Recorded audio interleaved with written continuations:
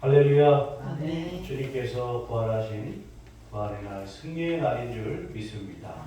오늘 부활의 아침을 맞는 우리 모두에게 하나님의 축복과 예수님의 은혜가 성령의 역사하심이 가득하기를 주님의 이름으로 간절히 축원합니다. 아멘. 오늘은 예수님 부활은 이라는 제목으로 우리 말씀과 은혜를 함께 나누겠습니다. 먼저 우리 이렇게 인사 나누시겠습니다. 부활신앙으로 승리합시다. 인사 나누시겠습니다. 부활신앙으로 승리합시다. 부활신앙으로 승리합시다. 아멘. 1965년 프랑스의 잔느 칼망 할머니는 90세가 되셨다고 합니다. 그런데 상속할 자녀가 하나도 없었다고 해요. 이때 47세의 변호사 앙드레가 할머니를 찾아와서 이런 제안을 하는 겁니다. 제가 매달 50만 원을 생활비로 드릴 테니까 앞으로 돌아가시게 되면 이 아파트는 저에게 상속을 좀 해주십시오. 90세가 되신 이 잔느 할머니가 살아봐야 얼마나 사시겠냐. 이 변호사는 이렇게 계산을 한 거죠. 그래가지고 거래가 제안이 성사되었어요.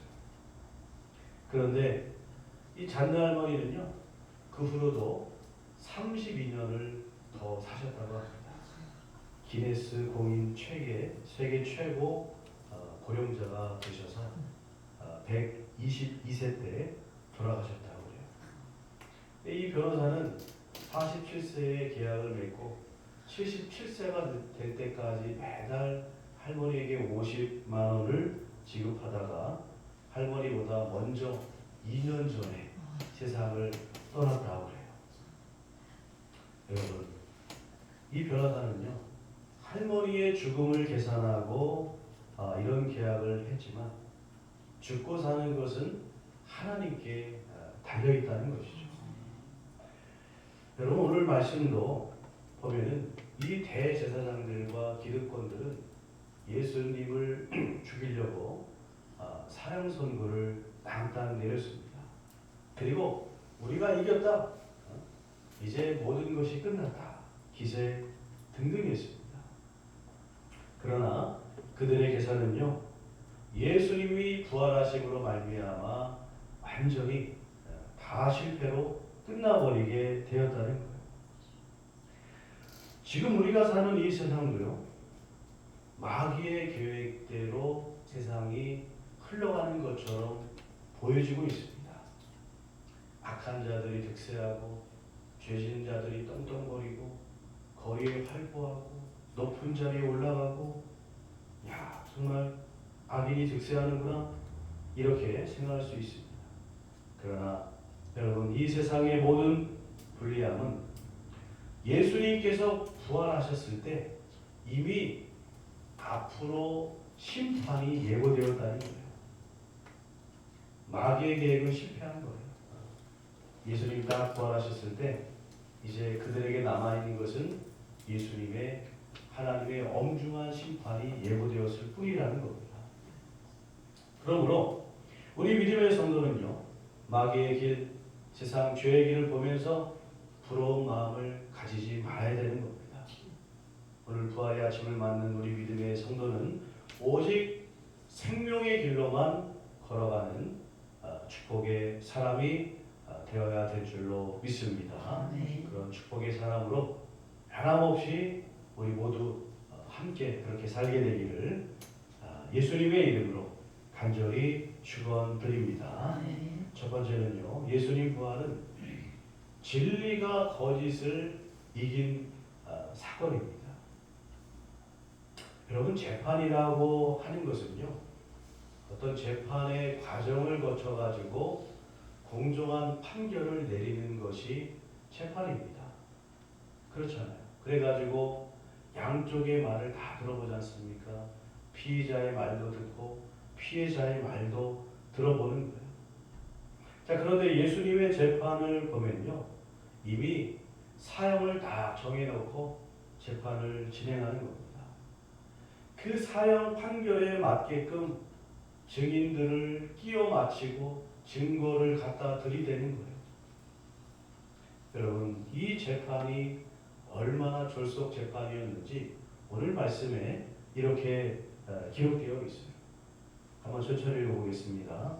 어떤 사람들이 일어나 예수를 쳐서 거짓 증언하여 이르되 우리가 그의 말을 들으니 손으로 지으니 성전을 내가 헐고 손으로 짓지 아니한 다른 성전을 사흘 동안에 지으리라 하더라 하되 그 증언도 서로 일치하지 않더라. 아멘. 여기 모인 사람들은요, 지금 거짓 증언을 일삼고 있는 거예요. 예수님이 언제 성전을 새로 짓겠다고 말씀하셨습니까? 성전된 자기 육체를 말씀하신다고 성경은 분명히 기록하고 있잖아요. 자, 그런데 어쨌든 거짓 증언을 이 사람과 저 사람과 이 사람이 막 이야기하는데 59절에 보니까 그 증언도 자기들끼리 일치하지 않았다는 거예요. 여러분, 이 거짓 증언만 듣고 예수님을 지금 신문하고 있는 겁니다. 61절에 대제사장이 예수님께 묻는 겁니다. 내가 찬송받으리 아들 그리스도냐? 예수님께서 대답하십니다. 그래, 내가 그리스도가 맞다. 인자가 권능자의 우편에 앉은 것과 하늘 구름을 타고 오는 것을 너희가 보리라. 이 사람들이 그냥 막 옷을 찢으면서 분노하고 막 흥분하는 겁니다. 이런 말이 어디 있느냐? 신성모독이다. 옷을 찢고 더 증인을 세울 필요도 없다. 이 예수라는 자는 확실히 사형감이 맞다. 땅땅땅 이렇게 판결을 내린 겁니다. 여러분, 이 재판정안에는 모두가 다 예수님의 반대편뿐입니다. 주님 편이 하나도 없어요. 이 재판의 결과는 뻔한 것 아닙니까? 그리고 이 무지한 백성들은 이 공정하지 못한 재판을 받고 십자가에 끌려가는 그 십자가형을 받으려고 끌려가시는 예수님을 보면서 야, 예수가 거짓 메시아가 맞았어? 우리가 저 사기꾼에 속은 거야? 저 예수를 어서 죽여라! 막 흥분하고 난리를 치는 겁니다. 여러분, 거기 멀리서 눈물을 훔치며 주님의 제자들이 이 모습을 바라봤을 때 어떤 마음이 들었을까요? 아마도 거짓이 이겼구나, 거짓이 승리했구나, 이렇게 보여줬을 것이라는 겁니다. 여러분, 오늘날에도요, 마귀는 의학, 과학, 철학, 세상 학문, 문화 여러 가지를 가지고요, 이 부활이 거짓이라고 얼마나 공격하고 있는지 몰라요. 부활절만 되면 막 그런 글들이 또 튀어나옵니다. 예수 부활은 의학적으로 있을 수가 없는 일이야. 어떻게 사람이 죽었는데 다시 살아날 수가 있어? 이거는 의학적 불가능한 일이 뿐이다 라고 막 공격합니다. 과학적으로 이렇게 이야기하기도 합니다. 예수는 죽은 것이 아니라 잠시 쇼크로 쓰러졌을 뿐이야. 그런데 무덤에 넣어놨더니 다시 깨어난 것이지. 그래서 성경에 보니까 뭐라고 되어 있습니까?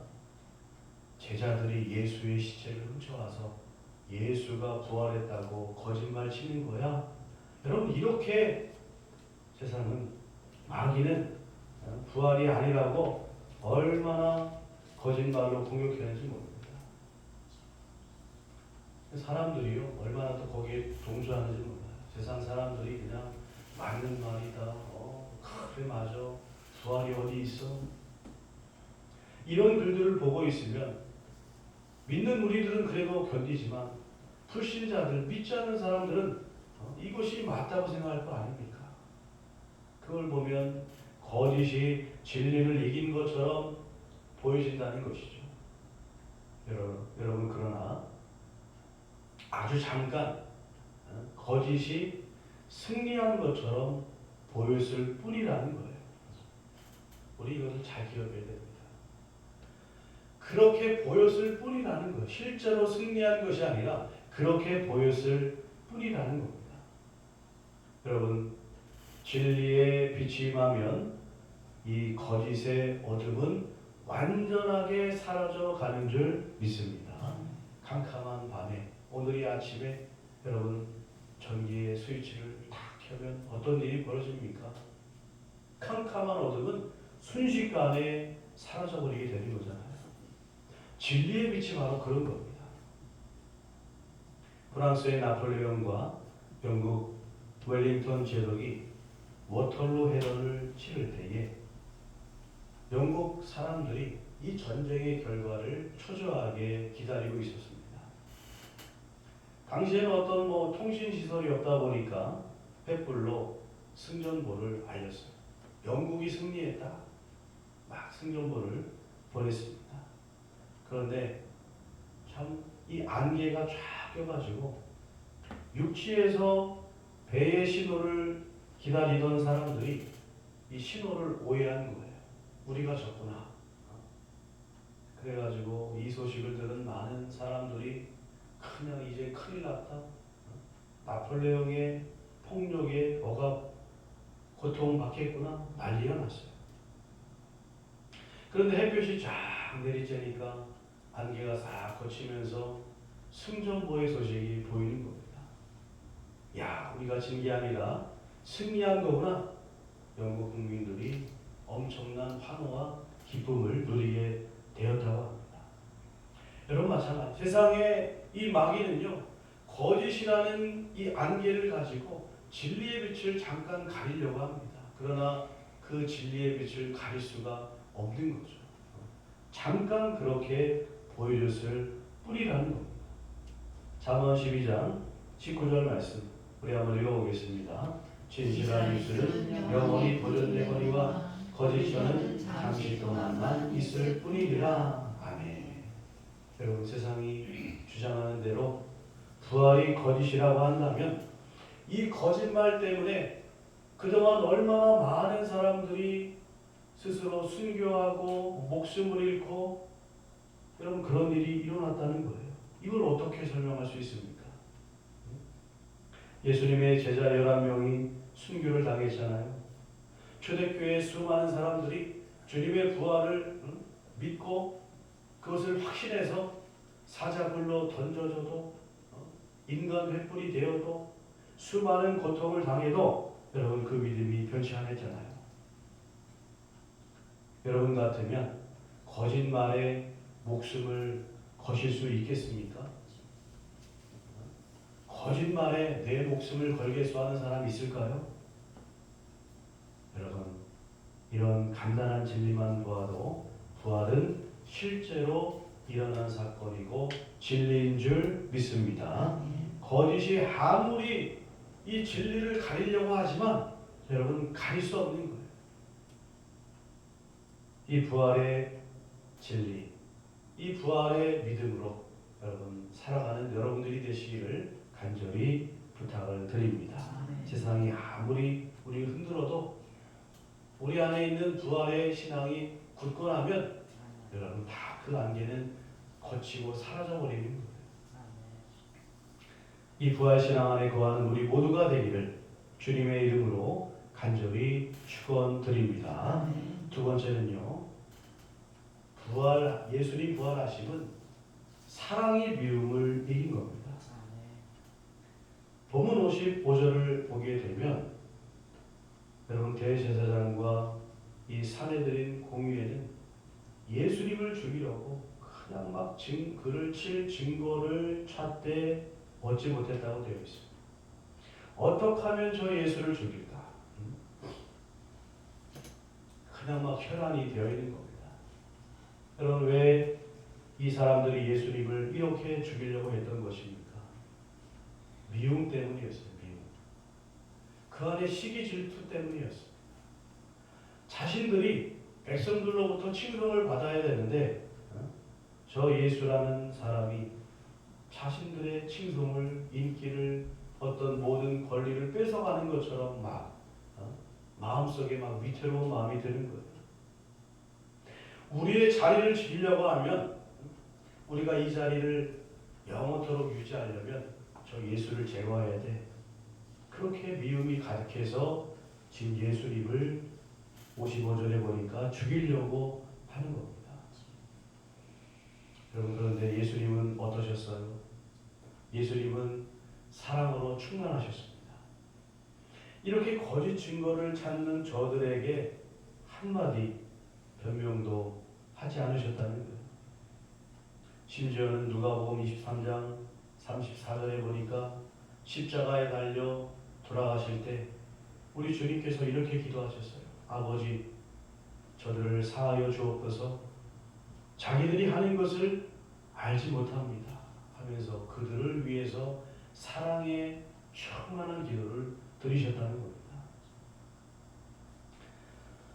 예수님께서는요, 하늘의 12영도 더 되는 천사들을 동원하실 수 있는 권능자셨어요. 지금 저 대적자들을 이 천사들을 동원해가지고 한순간에 쓸어버릴 수 있는 힘과 권세가 있으신 분이 예수님이셨습니다. 여러분, 주님께서는 얼마든지 말씀만 탁 내리시면, 명령만 하면 천사들이 와서 그냥 거기 있는 대적자들을 완전히 쓸어버릴 수 있는 그런 분이셨어요. 그런 힘이 있으셨다는 겁니다. 그런데 주님은 그 힘을 사용하지 않으셨어요.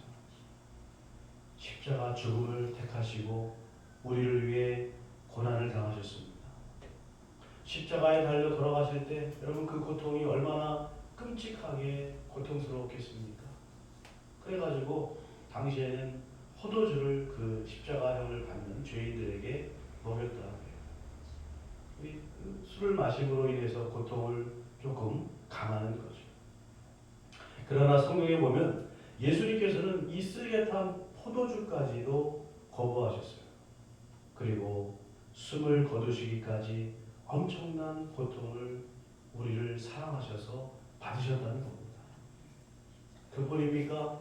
발가벗겨지셔가지고 사람들로부터 멸시와 모욕을, 수치를 받으셨어요. 조롱과 욕을 들으시고 침뱉음을 받으셨다는 겁니다. 이런 고난과 멸시를 당하신 것은 예수님께서 능력이 없어서가 아닙니다. 우리를 사랑하시기 때문에, 나를 사랑하시기 때문에 이런 고난의 길을 걸어가셨다는 거예요. 이렇게 주님은 사랑으로 거기 있는 미움의 사람들을 감싸 안으셨다는 겁니다. 그리고 부활하심으로 그 사랑을 완성하셨어요. 여러분, 예수님 부활하심으로 주님의 사랑의 그 복음이 전 세계 곳곳으로 얼마나 뻗어나갔습니까? 그렇게 그냥 기독교인을 핍박했던 로마도 그 소수의 기독교인들로 인해 가지고 국교로 기독교가 복인이 되게 되지 않습니까? 그런데 오늘을 살아가고 있는 우리 기독교인들은 여러분, 이 주님의 사랑으로 살아가고 있는가? 우리가 의문이 될 수밖에 없어요. 1940년대 유태인 600명을 학살한 이 히틀러와 독일인들, 이때 유대인 수용소 안에는요, 기독교인 독일 군인들이 그렇게 많았다고 합니다. 이들이 주일날만 되면 교회에 모여서 예배드리고 찬양하고 말씀 나누고 그랬대요. 그런데 월요일이 되면 이 사람들이 수용자들을 짐승처럼 다루고 살려달라는 유대인들을 끌고 가서 가스실에서 그들을 학살했다는 거 아닙니까? 우리 믿는 사람들이 이런 모습의 신앙인이 되지 않으려면 요한복음 13장 34절의 말씀을 기억해야 됩니다. 함께 읽어보겠습니다. 새 계명을 너희에게 주노니 서로 사랑하라. 내가 너희를 사랑한 것 같이 너희도 서로 사랑하라. 아멘. 우리가 사랑하는데 주님처럼 사랑하라고 말씀하셨어요. 우리가 살면서 정말 미운 사람 한 사람은 꼭 있죠. 마주치기만 해도 정말 꼴보기 싫어 죽겠어. 정말 지긋지긋해. 여러분, 그런데 우리가 상대방을 죽도록 미워한다고 상대방이 죽는 것도 아니고요. 오히려 나만 피해가 오더라는 겁니다. 스트레스 받다가 나만 병나는 거예요.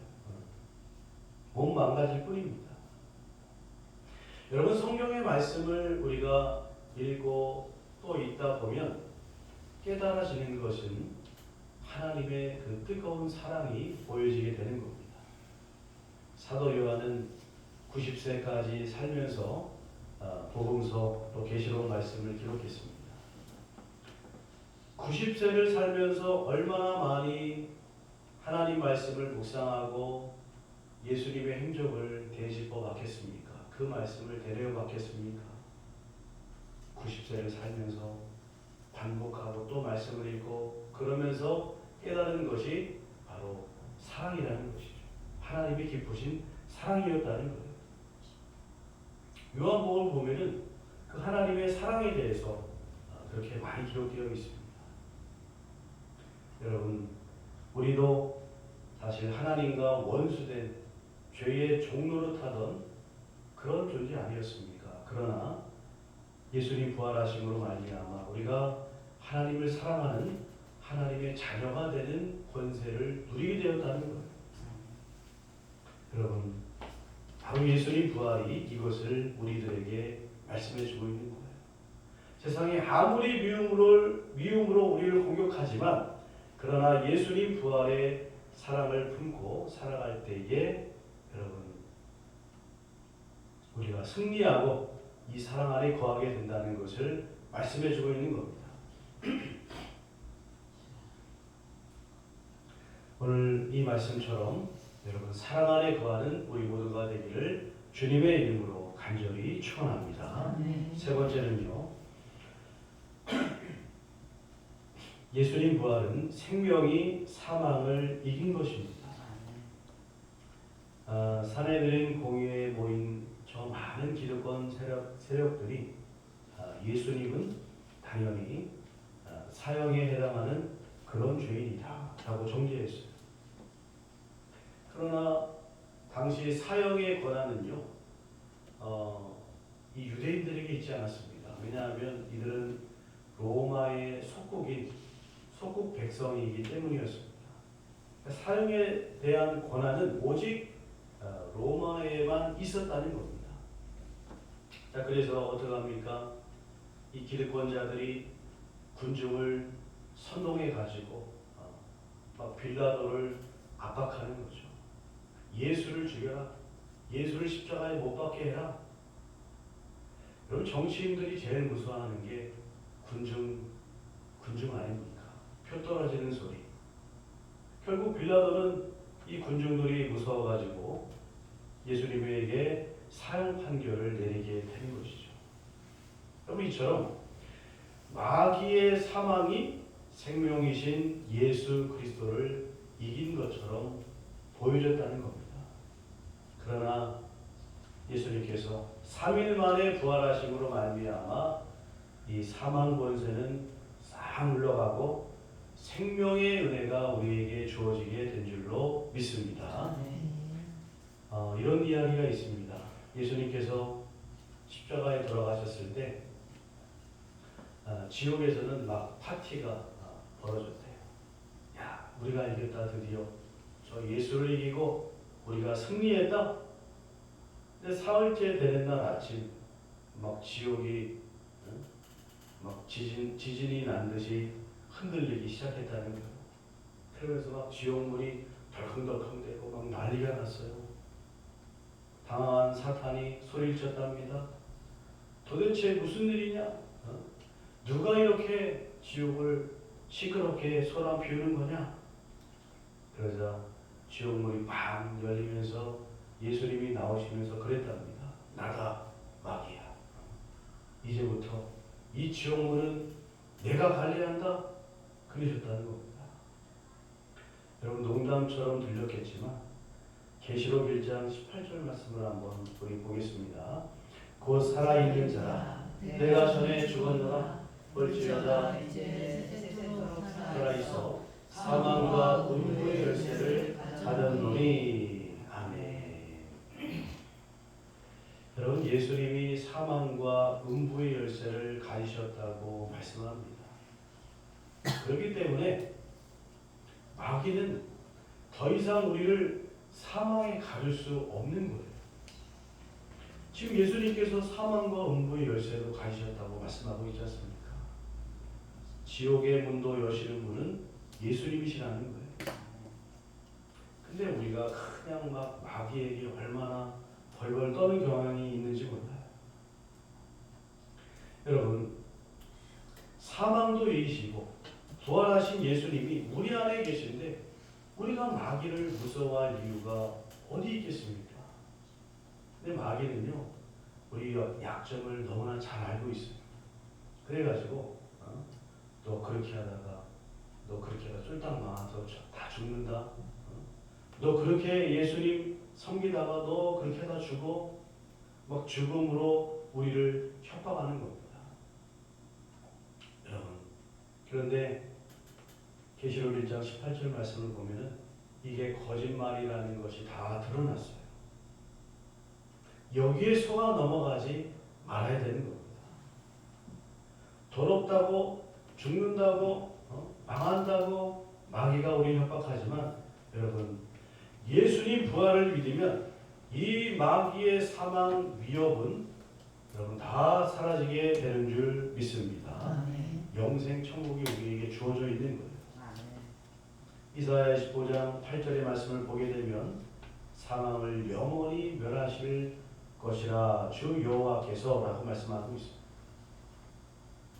여러분 이처럼 우리가 예수 그리스도를 믿음으로 말미암아 사망의 그 위협은 떠나가고 영생 천국이 우리에게 지금 주어져 있다는 거예요. 이 부활의 진리 안에 거할 때 어떠한 사망의 위협도 두렵지 않게 되는 것입니다. 바라기는 우리 주님의 부활 신앙을 갖고 여러분 죄와 사망의 위협을 물리치고 승리 안에 거하는 우리 믿음의 성도들이 되어서 이 땅에서 담대한 모습으로 저 불신자들에게 야 죽음도 두렵지 않는 저 우리 믿음의 성도들을 한번 봐라. 이런 믿음의 칭찬 속에 살아가는 우리 각동교회가 되기를 예수님의 이름으로 간절히 축원드립니다. 기도하겠습니다.